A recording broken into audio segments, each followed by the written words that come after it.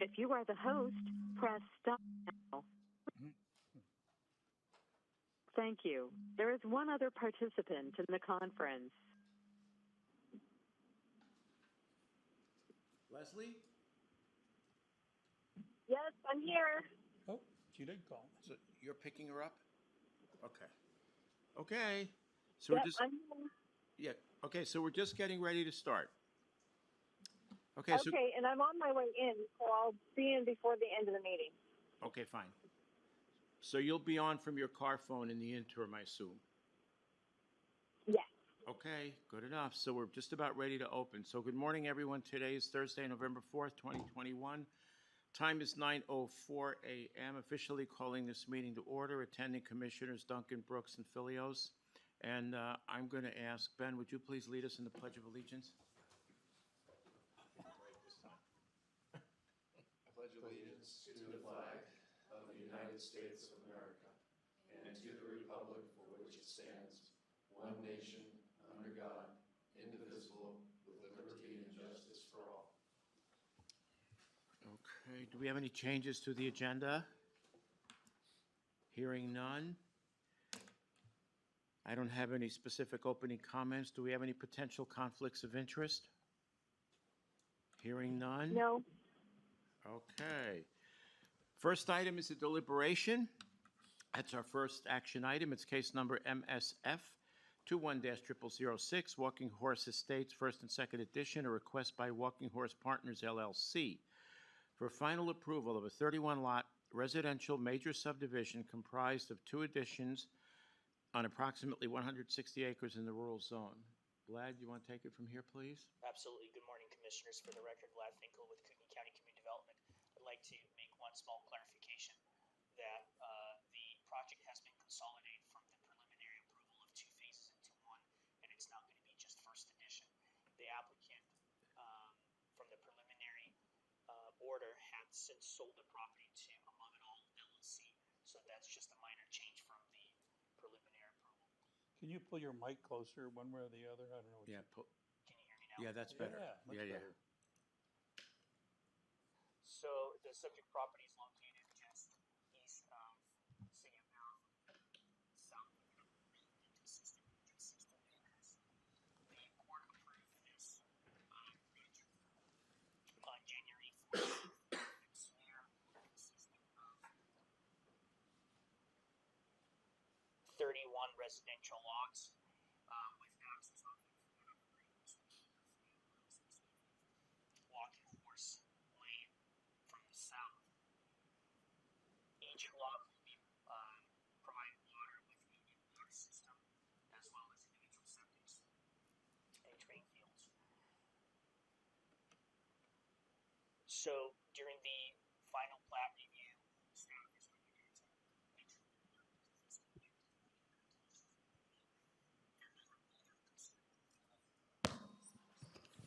they have either constructed the improvements or posted the necessary bond either with the county or the public agency that has the jurisdiction over those improvements.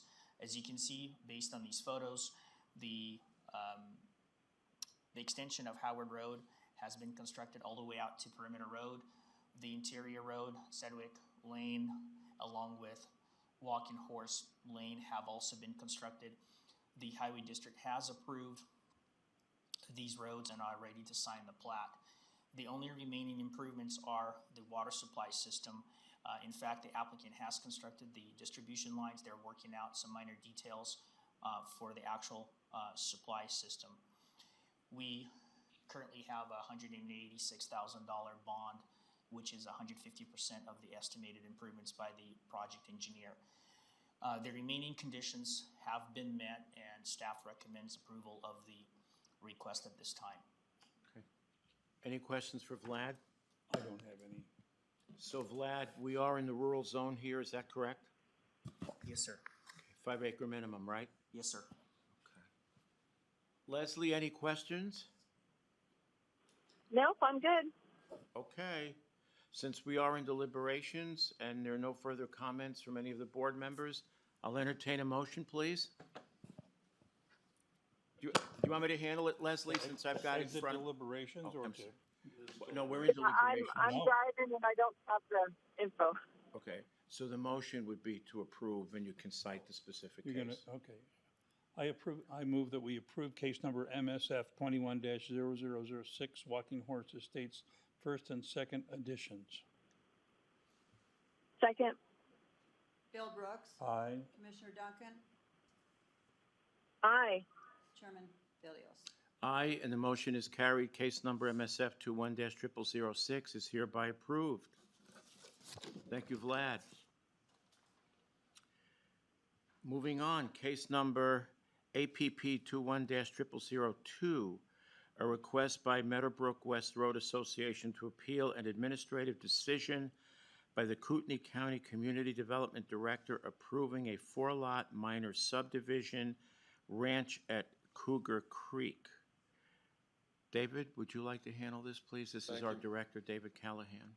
Thank you, Mr. Chairman. Good morning, everyone. The appeal before you is of my decision of a minor subdivision.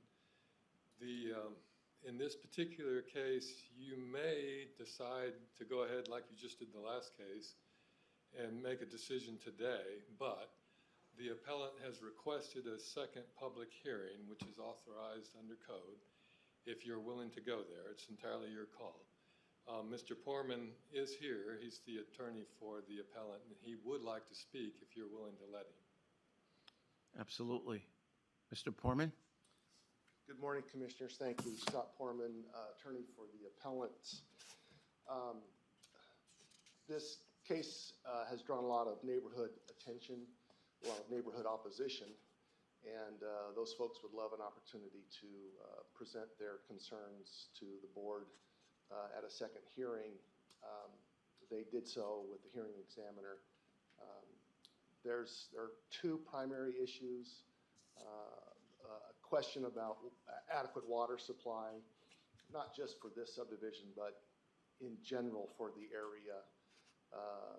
We've retained a hydrogeologist in response to some new information that came out at the hearing examiner's hearing, and we would like the opportunity to present that expert testimony to you as well. And then the second issue has to do with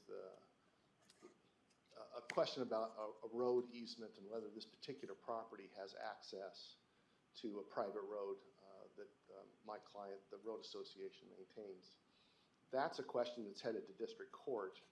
Obviously, we won't have a court decision before you guys would be hearing this and probably making a decision, but I do want to let you know that that's a question that we're going to have the court resolve, because I think that's where it needs to be resolved. So, Okay.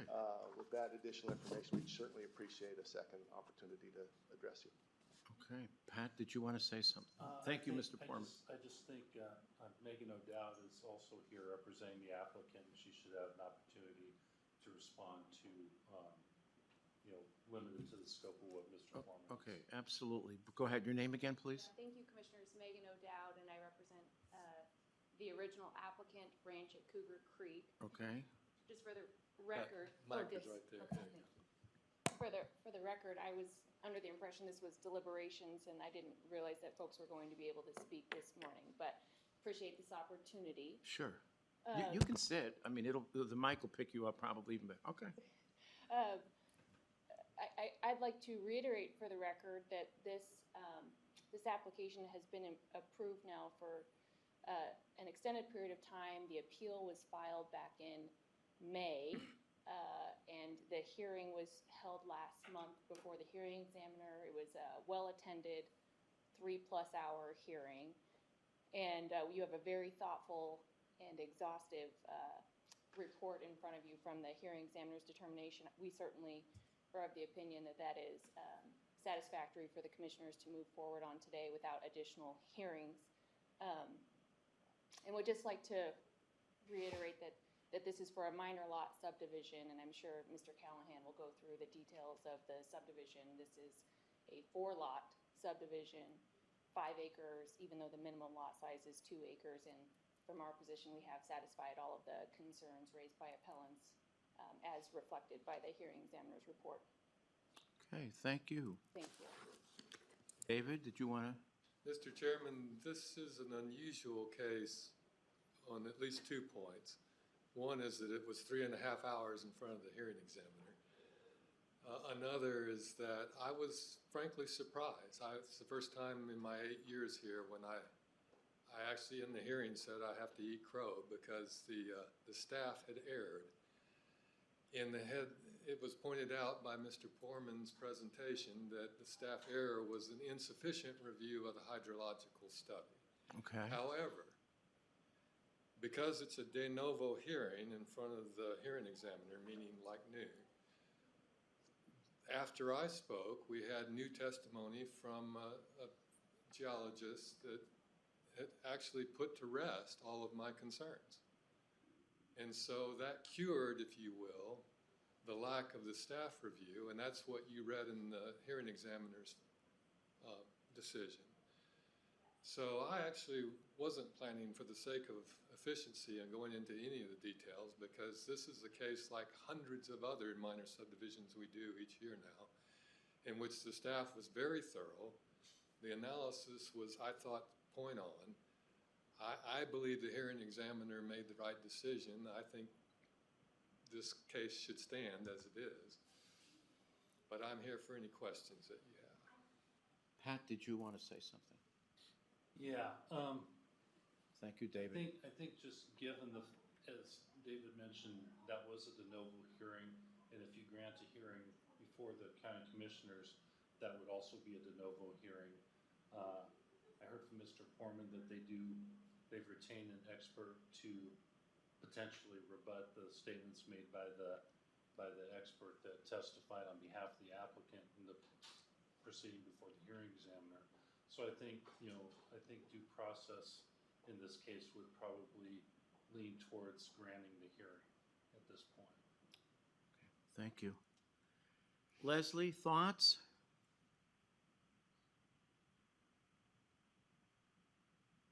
Sorry, I'm just walking in the parking lot trying to get in the building. Okay, no. It's we'll wait till you get in. It's okay. Take your time. okay. Thank you.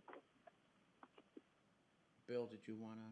Yeah, I would agree with Pat that it would be a good thing to err on the side of granting another hearing. Right. I'll wait for Leslie to get in. I tend to agree. That makes two of us, but still, for the record and to give everyone a chance to weigh in, we're usually fairly accommodating when it comes to people requesting new hearings or additional hearings, and so.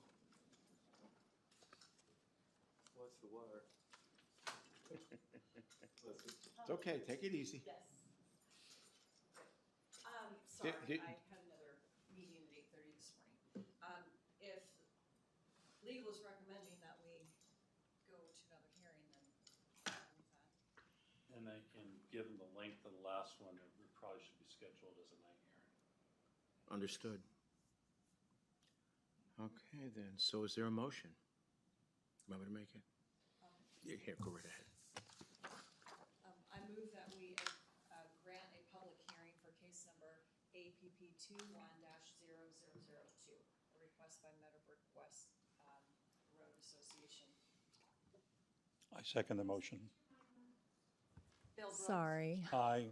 Commissioner Duncan. Aye. Chairman Philios. Aye, and the motion is carried to grant a public hearing for case number APP 21-0002. Nancy, were you able to pick up Leslie? Oh, okay. Okay, then. So that concludes the deliberation segment and the action items. Thank you, gentlemen. Thank you, everyone. Moving on to the business segment of our meeting this morning, community development update. First item, discussion of a code amendment to provide for public boat launches, potential action item. David, please. Mr. Chairman, Commissioners, I learned something new recently, and that is that all of our boat launches predate county code. And so if you were to try and build one today, you would run into our site disturbance regulations, which would effectively stop the boat launch. Seems to me we ought to come up with some language that gives an exemption for public boat launches, because Hayden would like to build one, and I can imagine we, the county, and other public agencies might like to in the future too. And so I think I have every confidence in our legal counsel that we can craft something that is pretty straightforward, that just provides for an exemption or some other workaround, so that the boat launches we have and ones we would like to have are not completely stopped by our site disturbance permit regulations, which arguably is the case now. Okay. And only for public, so somebody couldn't use a private boat? Well, that would construct be a the private- usefulness of the hearing process, is to work through how far should we go? Okay. I hadn't really thought about it, but Okay, so we indicated an action item. I guess you're just looking for direction? I'd like for you to tell me what you'd like to do. I'd like direction to do something. Sure. So with Hayden, if it's in the city of Hayden, we don't really regulate. It's in the county though. It's Okay. Hayden owns it, but it's in the But county. it's in the county. They Okay. haven't annexed it. Oh, they haven't annexed it. Okay. Yeah, I mean, I would be in favor of looking into allowing that to happen. I mean, we don't want to get rid of any public access to How is water. how is the current code out of date, so to speak? Well, it prohibits the clearing of vegetation with some exceptions. Okay, we're into the 25-foot buffer now. Yes, sir. Okay. And so what came to my mind when I saw the Hayden design was it's going to denude this entire section with parking lot, and Okay. ramp, Okay. but when you look at the ones we have, we the county, I mean, it's pretty much the same thing. Sure. Fair enough. Okay. Yeah, it should be a fairly simple amendment. Of course, I'd have to go through the planning commission first, but, Right. yeah, there's language that actually would allow for maintenance, repair or replacement of an existing launch, but it doesn't allow for a new launch, so that's where the language would have to come in to Understood. authorize it. Okay. Are we ready for a motion?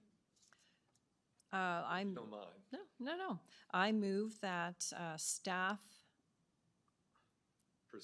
proceed with a code amendment to provide for public boat launches. Is that good enough? Thank you. I second the motion. Bill Brooks. Aye. Commissioner Duncan. Aye. Chair Philios. Aye, and the motion is carried. Second item, request to reinstate an expired preliminary subdivision. David? This is one of those weird cases where, actually, I'm going to turn to Rand's note to me. The code doesn't say you can, but it doesn't say you can't reinstate a subdivision that's expired. And so my thought is, Rand lays out 3 good reasons why we ought to just reinstate it. I'm in agreement with him. Since the code doesn't say we can't, I'm asking you to let us reinstate. It'll save time, money, effort, and it's just more commonsensical. Okay.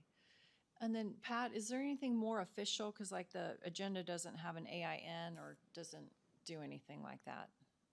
Do we need the? Do we need anything? I think we could reference Right there. right there. Yeah, I think that would be sufficient, and basically, to my mind, it would be basically a retroactive extension of the time period for final subdivision approval. And what is the time period? Normally 2 years. 2 years? Yeah. Okay, good.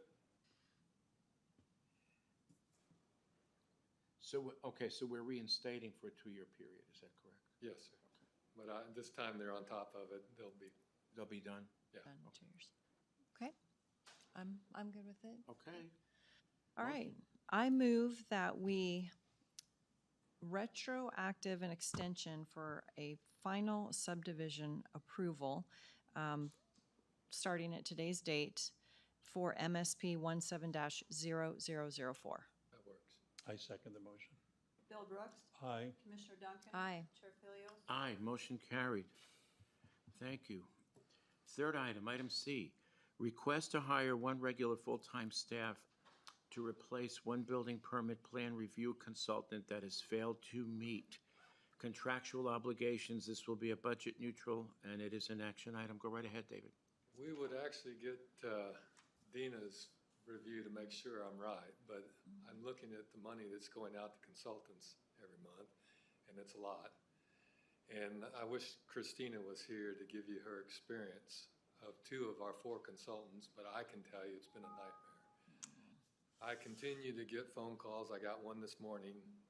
Actually, I got one yesterday while I was at home and one this morning saying, can't you do something again? And the problem, again, is that our own consultants can't keep up with the problem. They can't keep staff hired. They can't hire staff. Yeah. And they've missed our deadlines repeatedly. You know, you may recall, we had, in the contract, we had 2 weeks built in for 10 business days, I mean. Yeah. And 2 of our consultants have been running a month and a half routinely. And so Christina and I are up to here. We've got a draft I'm going to run through Pat to make sure it works, but to just end the contract, if you're okay with it. And then if Dina finds the math works, I'd like to come back and ask you to hire. We know a person we could hire right now. Okay. Interestingly, I can't say too much, but Sure. It would work out nicely, fully certified, and could hit the ground running. And I think Wednesday is the next HR meeting? I'd have to find out. I'm not Okay. sure. I think if you look at our schedule. Okay. Yeah, we don't have one today. Yeah. Yep. Okay. So, yeah, I mean, gotta do what we Budget can to neutral, do keep what you need to. keep the thing It was going. a good try to use consultants. I had good Yep. hopes, but, you know, like anything else. Sure. Do what you need to do. Okay. Okay, so you're comfortable with that? Yep. Yes, but the approval will come through HR. Yeah. So Yeah. So you, we'll set it up in the yes, you usual can way. go forward and bring it to I us. can- Okay, Yep. got it. Thank you. Thank you, David. Okay, motion. I don't know that we, Do we need a motion? I don't think, You don't- yeah, no. because the final approval would come through HR. Through HR, so we'll take, okay, we'll do it then. Okay. Fair enough. But Thank you've you. got the, okay, good. Okay, so moving on to our 4th and final item, direction to allow the director to work directly with legal counsel to seek appropriate legal remedy in dire code violation cases. This is a potential action item. Go right ahead, David. You have experienced cases that I have brought to you where it's just nuts. And because it's been our routine for me to bring it to you and you decide, and we've always done it that way, I've never questioned it. But I'm hopeful that I have earned your respect sufficiently to allow me to make judgment calls on cases like the ones I've brought to you where I want to just sue. And that would speed things up considerably. It would also, I believe, start to tell violators that we mean business about these things. And so it would send a better signal, I hope. So that's my request, but it's, of course, your call. Sure. Pat, did you want to weigh in? I think, you know, I do think it would speed up the process at least a little bit. So, you know, in that sense, you know, that would be good, and, you know, help get these into court a little faster. I guess the only thing I would ask is that you just keep us in the loop. Be informed. I'm sending this out and, you know, the By the details, way. the pictures and, yeah, and all that, just so because we do get So if you get calls. phone calls, you know. Yeah. Okay, that So makes perfect I'd sense. appreciate that. I'm informed, right? I'm fine with that. Bill? Would you like a motion, David? It'd be nice, but it's probably not. This one that would would be appropriate, Okay. yeah.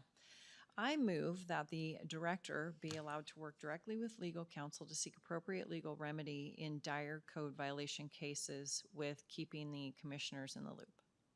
I second the motion. Commissioner Brooks? Aye. Commissioner Duncan? Aye. Chair Philios? Aye, and the motion is carried. I guess go right ahead. Thank you. Thank you, everyone. There's no call for public comment this morning, but is there anyone on, Nancy? Okay, then. I have 9:28, meeting adjourned. Thank you. Thank you, Sandy. Did you need this back? No.